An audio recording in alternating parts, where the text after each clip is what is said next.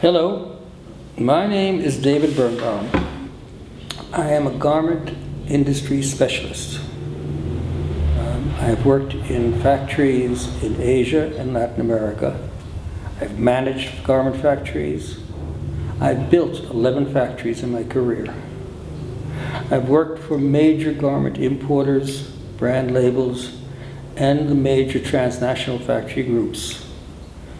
I've been retained by governments in Latin America and in Asia on matters of garment related to the garment industry. And I've worked for the international institutions such as the World Bank, the Inter-American Development Bank, the United Nations, and the WTO. I am probably the world's greatest expert on the global garment industry. In my entire career, I have never belonged to an NGO. I have no axe to grind. On 15 January, I plan to hold a webinar on the subject of compliance in the global garment industry. Why has it failed? And what steps can we take to avoid failures such in the future? Compliance means providing a minimum standard for workers' rights, working conditions, worker safety. It began about 30 years ago and was imposed by the customers on their factory suppliers. From the outset, compliance has been flawed. There are two problems. The first is that compliance was designed to work within the labor laws of each country, which meant that the standards of compliance changed from one country to another. The second and more important was that although everyone, importers, factories, the governments of the exporting countries, everyone agreed that compliance was important, most people didn't take it seriously, with the result that the standards of compliance never achieved the importance that specifications for garments had. For example, assume that you're importing shirts and you place an order with a factory. In that order you have certain specifications, such as size. The length of the sleeve should be 82 cm as measured from the back of the neck to the end of the cuff. A fabric. The fabric should be 100% cotton, combed, and double mercerized. Import restrictions, that the fabric in the garment should not use azo dye stuff if we're shipping to Germany, because the Germans will not pass fabric with azo dye stuff through customs. And let's add that the factory cannot employ workers more than 60 hours a week. Imagine what happens if the factory fails on any of the first three. That instead of the sleeve measuring 82 cm, it measures 80 cm. Or that instead of using 100% cotton combed, double mercerized, they use 100% cotton, semi-combed, and single mercerized. Or there's azo dye stuff. In each of these situations, the garments arrive in the home country, they will be rejected, and probably the factory will never be allowed to deal with that customer again. And finally, there's a good possibility that the inspectors in the customer's buying office will be fired. However, when it comes to the fourth item, this matter of the 60-hour week, let's assume that an inspector came into the factory at 2 o'clock in the morning and saw people sewing. The inspector goes to the factory manager and says, "You can't do this." Let's say the factory manager said, "Drop dead. You want to get your goods shipped on time? Let me have overtime. If you don't want the goods shipped on time, just I'll close the factory now." Put yourself in the place of the inspector. He's 25 years old, he has 3 years experience, and he knows his management's not going to back him up. Of course he'll walk away. and allow the overtime to take place. That's what happened. And because of that, what was flawed became corrupted. Regulations and laws are not flexible. If you go from 60 hours to 65 hours, you're outside the regulation. There's no difference between going from 60 hours to 65 hours and going from 60 hours to 90 hours. In both cases, you're out of regulation. So once people know they can move outside the regulation, there's no limit. The only limit you reach is somewhere around 16 hours a day, 7 days a week with 1 day off a month, because beyond that, people probably die at work.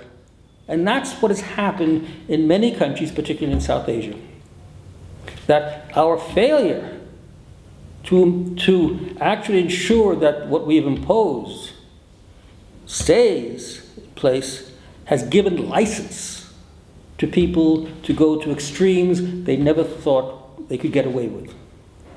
The other problem, and this is equally important, is that there is a myth perpetuated to the consumers, to customers, to the NGOs. And that myth is that if you want cheap garments at the retail level, you have to allow slave labor working 80 hours a week with no time off. If you want better conditions, you have to pay more money for the garment. And that is fundamentally not true.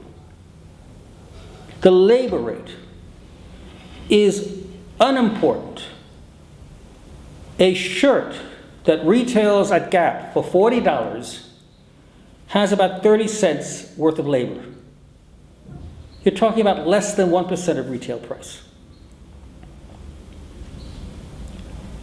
If you doubled the rate from 30 cents to 60 cents, it would make virtually no difference.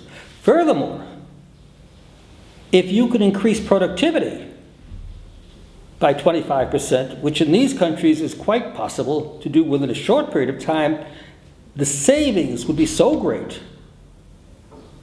that even if you paid the worker the 25% more, the total labor cost would go to a figure approaching zero, because the overheads in these countries is so large that 1% saved on productivity is a 6% saving on overhead.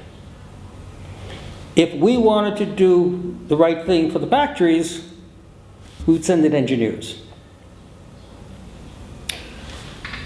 The great wake-up call in our industry took place in 2013 in Bangladesh, when the Tazreen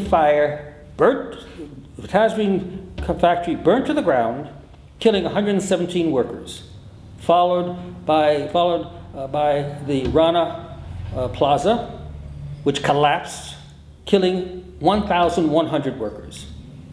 We looked at this as a total failure of compliance. And yet, if you examine this intelligently, you realize that neither of these horrible events had to do with compliance.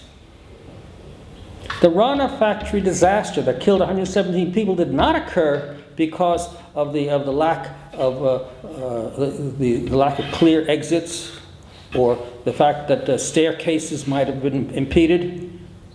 The people died because the supervisors insisted that these people stay at their machines as the factory building is burning down. The supervisors are guilty of manslaughter. It's not a compliance problem. It's a failure of management. Rana Plaza is the same problem. The building collapsed. You can't expect the customer to go into the factory and take borings of the wall to make sure the cement is proper. What hasn't happened is that although the customers have put millions of dollars into money to make the factory building better and to improve fire safety, they have done nothing about compliance. The same 16-hour days are still going on in Bangladesh. The same 1 day off a month is still going on in Bangladesh. The same slave wages is still going on in Bangladesh. Why aren't the customers standing up and saying, we are going to put a stop to this? The problem is the customers are trapped in this. And they will not take responsibility on their own. What can we do? How do we change the situation?